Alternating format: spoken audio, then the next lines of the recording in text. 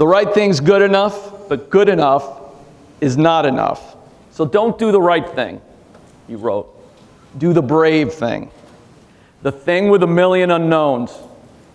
The thing that seems ridiculous one moment and genius the next.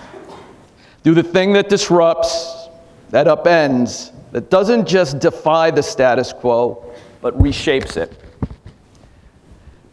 So that's what we've done at WWE. We've done the brave thing. We did it in true WWE fashion. We did the jump in a moat filled with hungry alligators and strap some red meat on your back to get to the other side.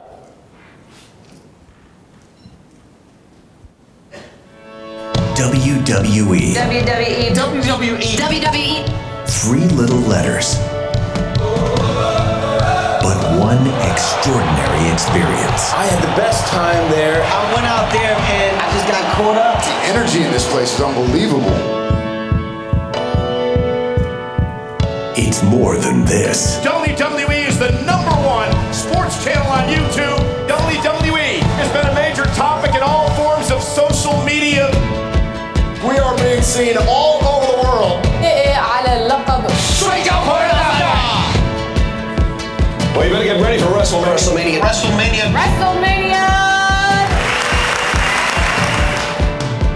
What's that Kids' Choice Award? The family.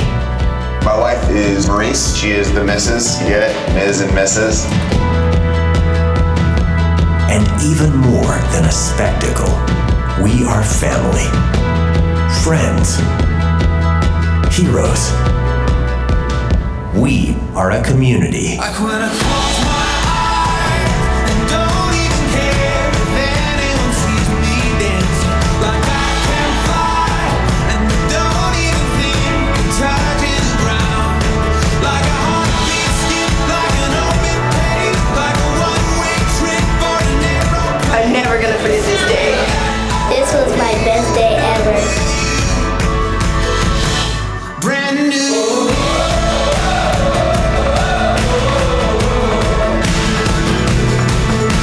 We are WWE.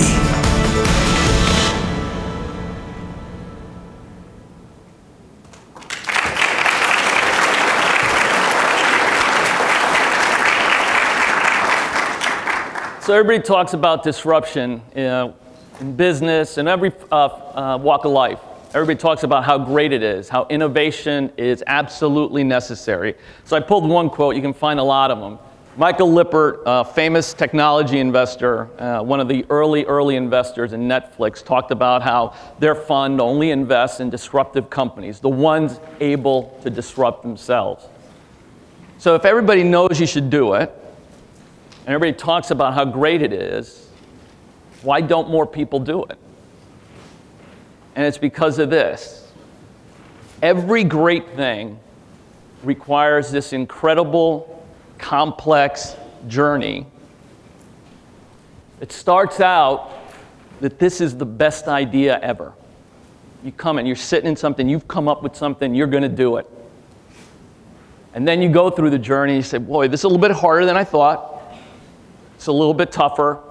Holy cow, I'm not sure I even know what I'm doing. At some point, you're in the bottom there. We call it the dark swamp of despair.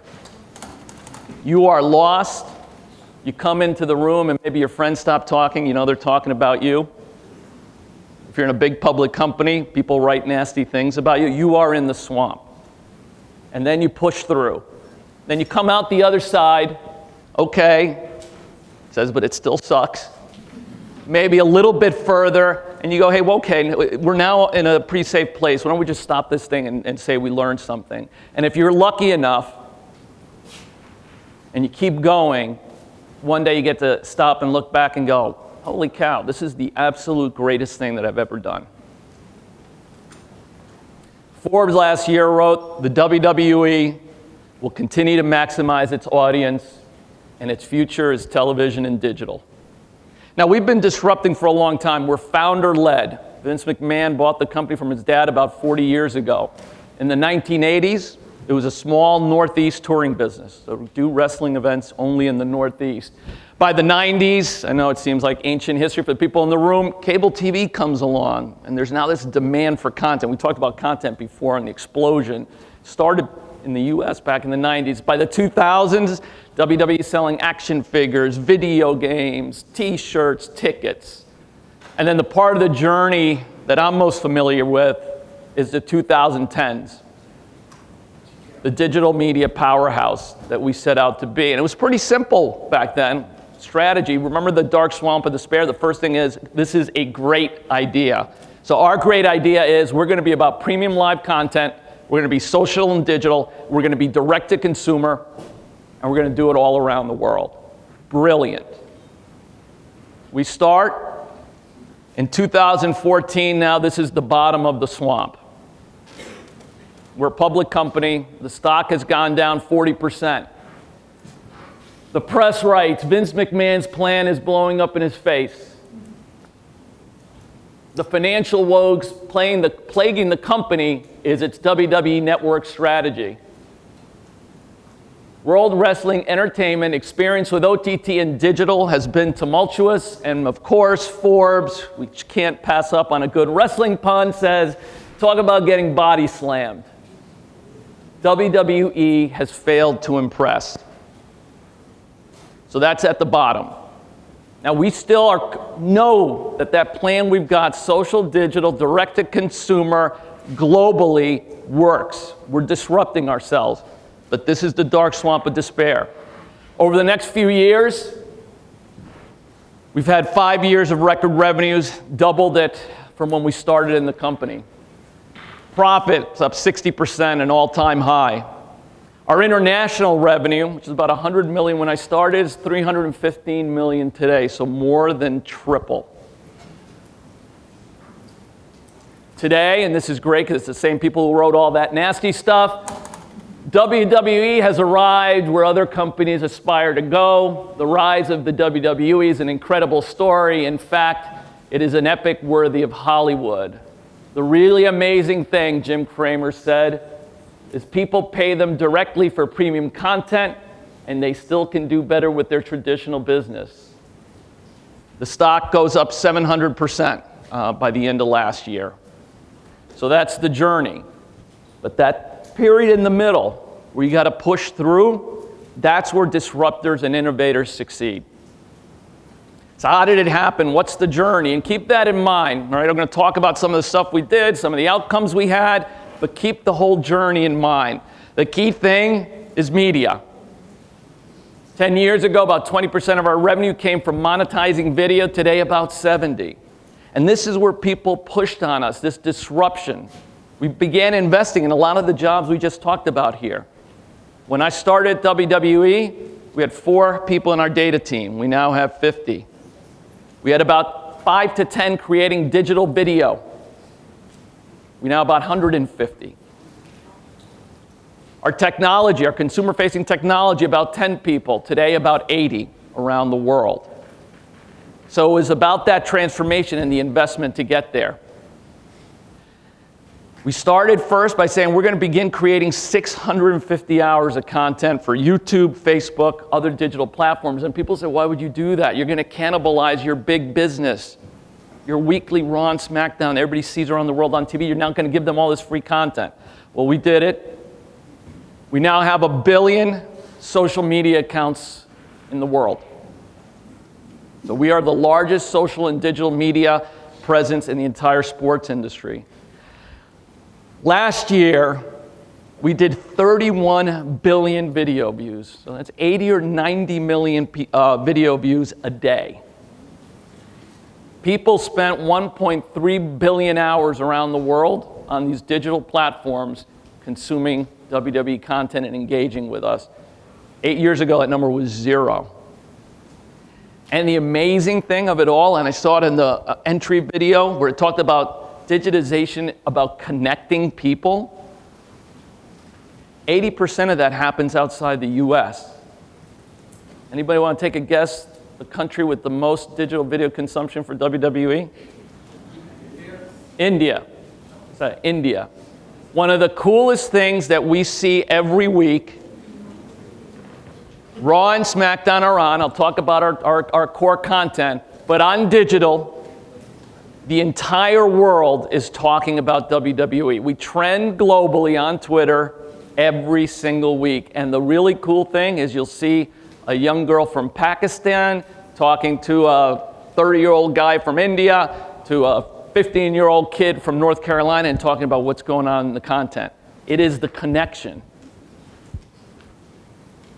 Well, what about the disruption? You're doing all this content now in digital. What are you going to do to your core business? Well, guess what? It flourishes.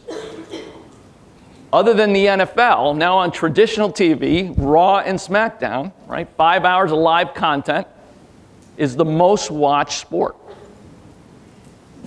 other than the NFL. So all that connectivity drives engagement. People talking about it. It drives even more consumption. So when you saw that quote, I think it was Jim Cramer's quote where he said, these guys have figured out not just how to build a business on the digital side, but how to bring it back into their traditional business. In fact, Raw and SmackDown are the number 1 and number 2 shows on USA Network, which is the number 1 cable network in the US. And in a couple of weeks, we announced last year, SmackDown will be moving to Fox Broadcast. So it'll be the first time in the history of WWE that live content will be on one of the big 4 networks in the US. A really incredible milestone for us. And then finally, the big disruption, what drove a lot of that swamp that I talked about. So WWE, if Raw and SmackDown is our regular season, we have our playoffs. They happen once a month. It was the old pay-per-view business. Once a month, someone could pay $50 in the United States, get a pay-per-view, watch it with their family, maybe $20 outside the US. 2013 or so, Netflix has now been at it for 3 or 4 years. We decide we're going to kill that business. Very profitable. We're going to kill the business. We're going to take those pay-per-views.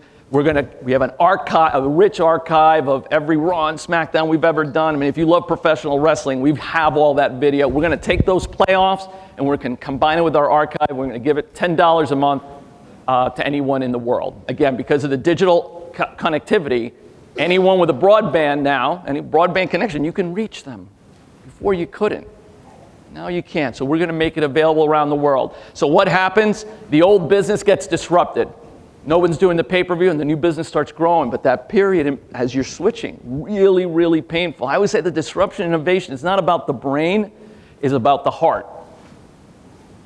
If you have conviction, and we had a lot of it, we've done a lot of work. Right? This wasn't people sitting around saying, hey, let's give this a try. We had done a lot of work and we had conviction, we pushed through. So today, we have the second largest sports video service in the world. More than the NFL, more than the UFC, more than the NBA, more than the NHL, more than the Olympics, more than IPL, the cricket league in India. We've grown it to 2 million subscribers around the world. Now, these are our biggest fans, right? So everybody can get Raw and SmackDown. It's on traditional TV. You got the digital, which in essence is for free. You can go on YouTube and Facebook. Here, you actually have to pay another $10 a month. So these are our super fans. You know, if you're a fan of wrestling, a really hardcore fan, this is what you want. And all around this, we begin developing the data chops that now informs the entire business, not just this one, but this became the fulcrum.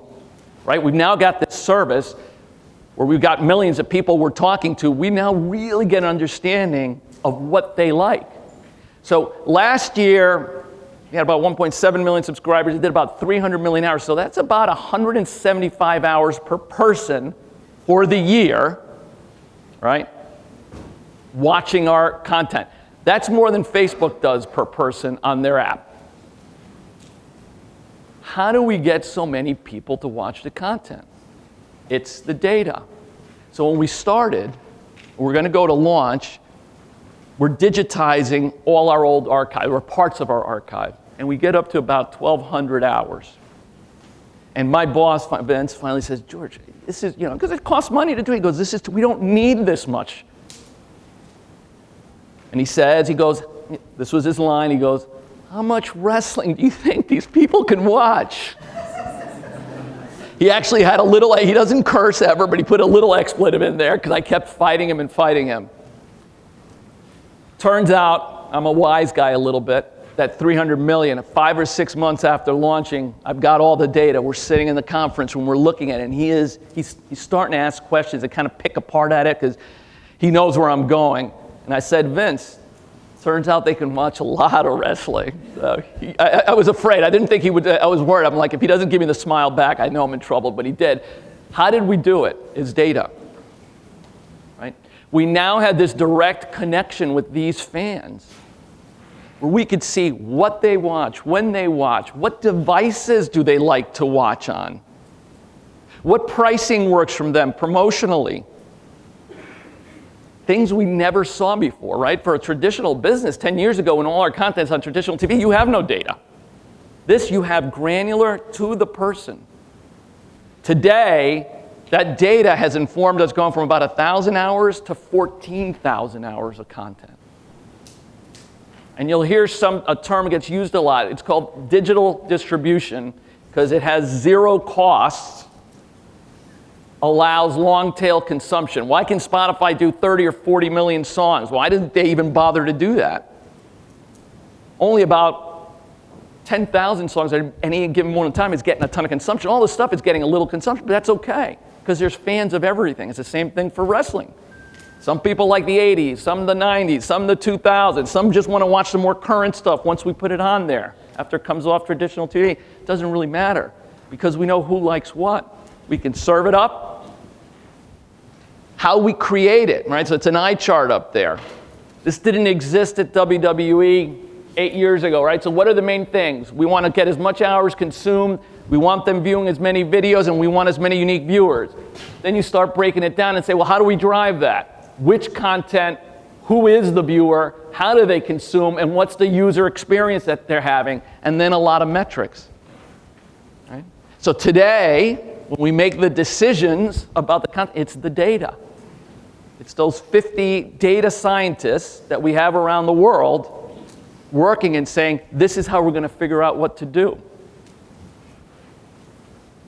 It's the digital product experts. We just relaunched our second version of the network about a month ago. It's beautiful. They worked on it. We had so much experience on what they like to do on the service, it informs what we do next. So the data is mind-blowing. We also are able to tell you, we know you're searched on the network for AJ Styles up there. We know you're an avid consumer of apparel on our site. Well, guess what? We will tell you when the new AJ Styles t-shirt's available for you, so you don't have to spend your money on something you don't like just for you. You're searching on our website, and you search for AJ. Well, if you're a network subscriber, we'll let you know that we just added a documentary on AJ. Hey, you should go watch it. So it's this connection, this personalization. That's really what it is. And so I'll come back to it again, this emotional journey of creating anything great. Business, education, whatever it is that you aspire to, is the willingness to push through. So when you're in the bottom, in the dark swamp of despair, if you've got conviction, if you know what you're doing is right, you keep pushing through. Fast Company named us the third most innovative company. I'm not sure that's right. I think they gave us a little bit more credit, but we're moving quick. Now, I always like to say, we have this chart, I show it to the board. Where are we ranking? If I pulled the digital giants off, and I said I'm going to compare myself to my peers in traditional media and sports, I really like where we sit. And that's what Fast Company was getting towards. It's why people ask us to speak at events like this. They want to learn, and we love to share. If I put the digital giants on the list, then we're around midway. So that's what we're striving to be. Not as big as them, obviously, but we want to be as capable in the use of data and connecting with our fans digitally around the world and socially. We want to be the best in the world. And so that's who we aspire. People say, well, then, how did this happen? There's a quote from a book. I think it's Sun Tzu's Art of War, where he said, better an army of lambs led by a lion than an army of lions led by a lamb. And you think about that, right? Leadership matters. So we're lucky we have one of the great entrepreneurs and leaders the country's seen. And I still remember, I get this question all the time, how can you possibly have 30 billion video? How can you be that much larger? We're not smarter.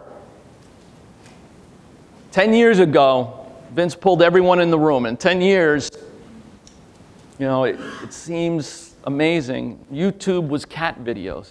Facebook was tiny. Everyone in the traditional companies were like, you don't bother, there's no money in that. Vince pulled his senior management team in and said, every week, I need an email from you guys telling me what you did in this last week to push it forward. To push the digital and social strategy forward. Top 5 executives in the company. I had a different role then. It's okay. I tell people, that's why we're here. Not smarter. We work real hard, and we started real early, and we had vision and conviction and commitment, and it started with the lion at WWE.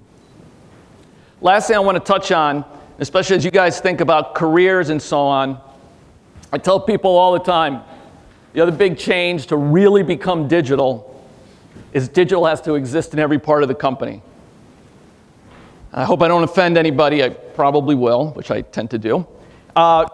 You see the title Chief Digital Officer? That company's not digital. No.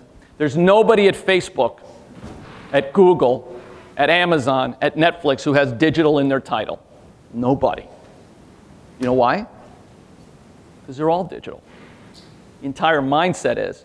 So what happens is legacy company comes along, new technology, doesn't know what to do with it. I don't care if it's retail, media, whatever, they create the chief digital officer. And we had one too, 6-7 years ago. Big change that is driven is that got taken away.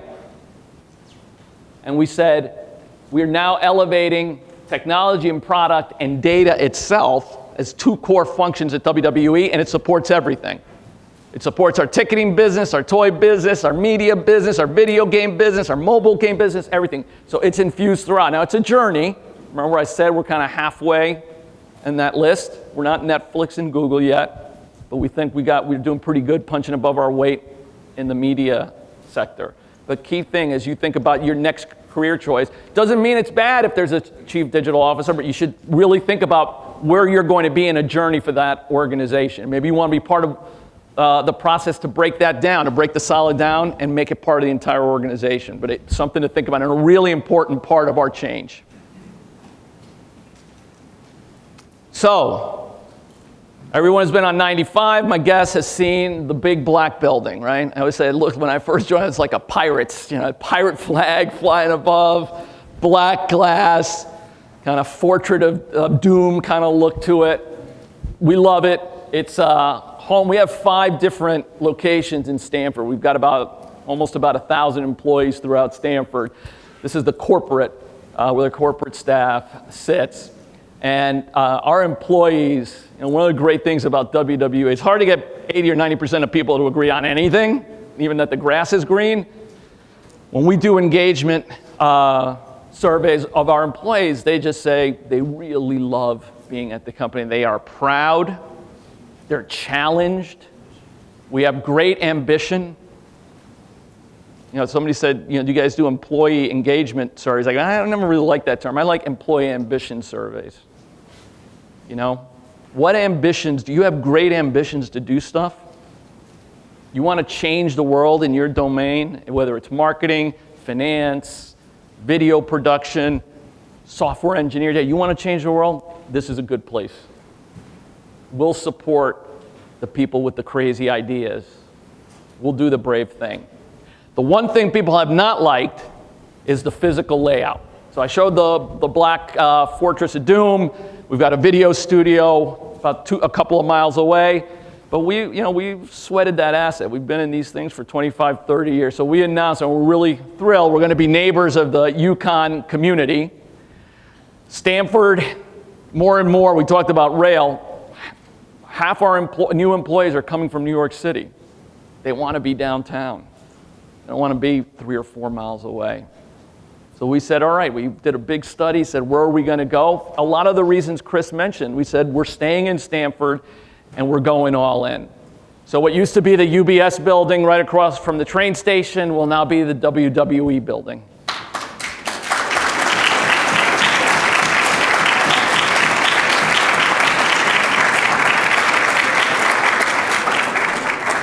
And we absolutely, kind of being who we are, we said, we got to get some logos up soon. Like, we got to get the logos up now. We won't start moving in probably till next year, but you start seeing the WWE logo now on the building. So we're really, really thrilled. That pavilion, which used to be the world's largest trading floor for UBS, will now house all our production, all the digital media production, all the traditional media production, our data and technology, and then the tower will have some of the corporate staff. And so we're really thrilled to be coming downtown. Our employees are over the moon, and even as we've begun recruiting, we can hear people say, oh yeah, this is great. Right at the train station, this is awesome. So we're really, really proud. Last thing I want to touch on, right, because you do all this work, why do you do it? You do it for your fans, you do it for our employees, our team, and we do it for the community. So we're about inclusion, empowerment, service, and hope. We give quite a bit of money and our time to national organizations around those 4 areas, but we also do things locally in Connecticut. So with the Boys and Girls Club, for example, WWE launched an anti-bullying campaign called Be a Star. We've developed a curriculum around bully prevention that we now share with all 4,300 Boys and Girls Clubs. It's something we're really proud about. Make-A-Wish, we have a 30-year history with them. We've done over 6,000 wishes, our superstars. Does anybody know what athlete has granted more wishes than anyone else? John Cena, 600 wishes. Number 2, 300 wishes. So John's not just number 1, he's number 1 by 2x. I sit on the National Make-A-Wish Board, and WWE's other co-president, my friend and colleague, Michelle Wilson, chairs the Connecticut board. So we both do a lot to help Make-A-Wish, not only nationally, but in Connecticut. The Race for the Cure, Susan G. Komen is a big partner of ours. One of the most fun events we do every year is the Race for the Cure. A lot of our employees participate. And then finally, the Special Olympics, which has a special place in my heart, we're also big partners with, and one of the best things that we do when they do their torch run from here to New Haven to launch the Summer Games every June, you'll see 200 or 300 WWE employees out there. It's called the Law Enforcement Torch Run with law enforcement professionals, and we're lining the streets and cheering them on. So it's a great spectacle. So we're going to bring that to downtown in about a year or so. And then, like I said, the reason we do all this, reason we do the swamp, the reason we build something for our employees, the reason we give back is ultimately we have a real simple mission. I hear Vince say it at least once a day.